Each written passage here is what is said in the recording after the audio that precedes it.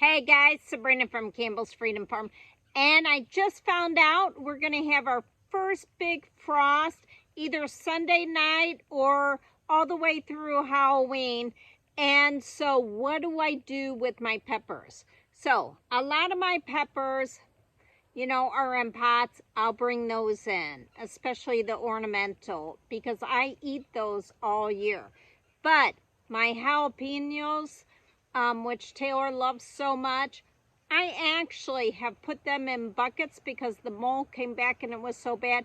So I want to show you what I'm going to do. So you're going to get dizzy as usual. Okay, so they're in the bucket and I already was kind of pulling it. So when they're in a bucket like this, you want to make sure there's no roots of showing, so you best pull it out, make sure everything's okay, and then re-put it back in. Okay, see how many jalapenos there are, but they're not exactly ready. So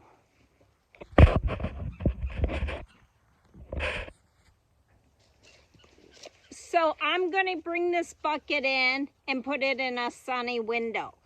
If I don't want to do that and I just want to cut these, all I would do is cut them by the stem, and I wouldn't need a dehydrator for jalapenos or any of the cayennes especially. These are cayennes, not jalapenos. And I would hang it upside down, just like my herbs, and then I give it to Taylor for Christmas. It's like one of her favorite things. But this year, she's getting a whole plant. The rest of them I will cut and hang.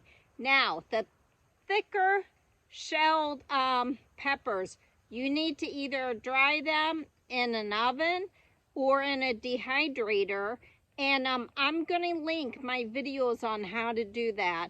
It's so simple. It's just an overnight if you use a dehydrator.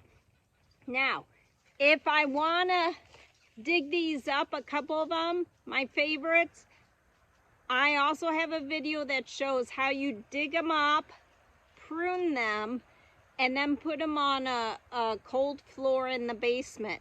And pretty much they go dormant, and which is good because you get a jump ahead in the spring on growing peppers. Because remember, peppers and tomatoes are pretty late in getting going. So my phone ran out of space.